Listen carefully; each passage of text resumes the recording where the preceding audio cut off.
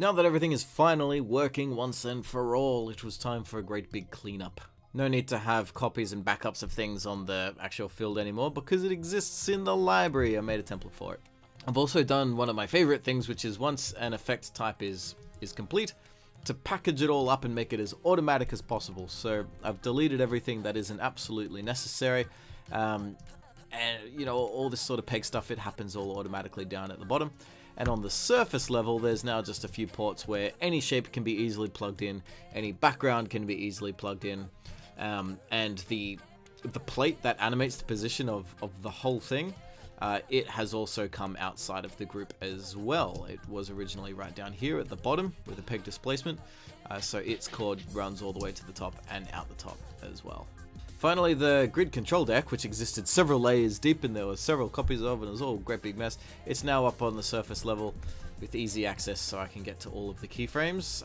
And now I can sort of just animate it. I'll probably take a few copies of the step-by-step notion and also the simultaneous one over many different frames and just sort of create different patterns out of it. Maybe have it wave from the center, from left to right, different speeds. Might take a while simply because I've got to paste it and shift it across so many different layers. At least now it's simply a matter of time rather than a matter of so much problem solving. Okay, everything's working properly.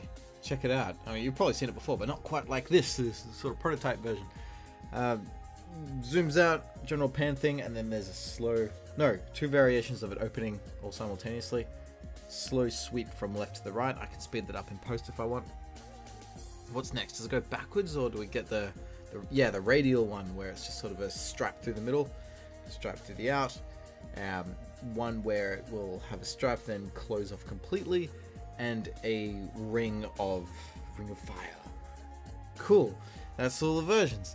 So check this out. It's just sort of spread out across the timeline of like 2,000 frames. I've only used up just under 800 of them so far. Getting the radial effects going was quite interesting.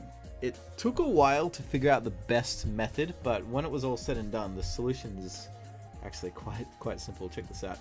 If I select all the ones down the left, you'll notice that they'll sort of like form an arrow shape forking in the same way that the actual pattern does on the screen. Meanwhile, from left to right, a complete row does something sort of similar. It's also got a bit of an arrow shape, so I was able to end up copying and pasting entire patterns from row to row in the end, which took ages to figure out. It was probably like 45 minutes of manually shifting individual ones and testing it a bit, or selecting like say the four corners and giving them all the same timing and trying to like be like, okay, this one, this one, this one, and this one, like make them somewhat simultaneous. And it's not perfectly symmetrical even now, but I think that's okay. It's not a perfectly symmetrical shape. There isn't one like bang in the center. But that's it. It works, and I can shuffle around if I need and have some exports that I can crop around with. From here in the program, I'm going to group together...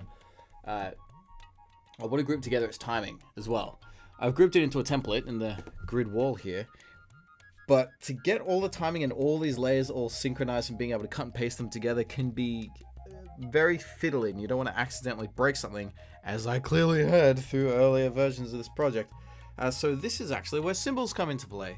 If you're a Flash person, you're probably familiar with symbols, but these are quite different. They have the same name and they form similarly, but when it comes to actually finding decent uses for them day to day, it takes on a bit of a different form. So I'm going to select all its nodes and go to create symbol. And it's another form of grouping, and I'll probably do some nuggets to explain it all a bit more fully, but rather than templates and regular groups, this thing groups time as well. It compacts a whole bunch of layers into a single timeline. So now when I pull this out again, it's not going to be a group. It's going to be what appears to be a single drawing. You know, it's called a TVG and everything. And it contains all the information of absolutely everything contained inside of it. I can enter the symbol and edit it from within, and it does have the properties like in Flash where, you know, you edit one, it will edit all the other ones.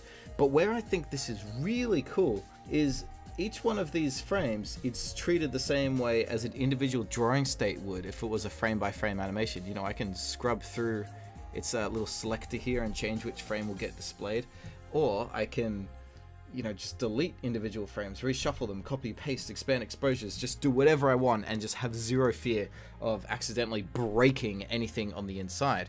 If I copy and paste whole sequences and flip them, with keyframes and tweens, you can run the risk of causing things to intersect each other and the timing can get thrown out of whack. No problems here. So what I'm going to be doing next is taking each of these demo animations that I've made and cropping them apart, turning them into their own individual symbols, and then sort of filing them away into this library so I can quickly just pull them out and do some quick and dirty edits to them on the fly whenever I need to add a bit of branding or something like that.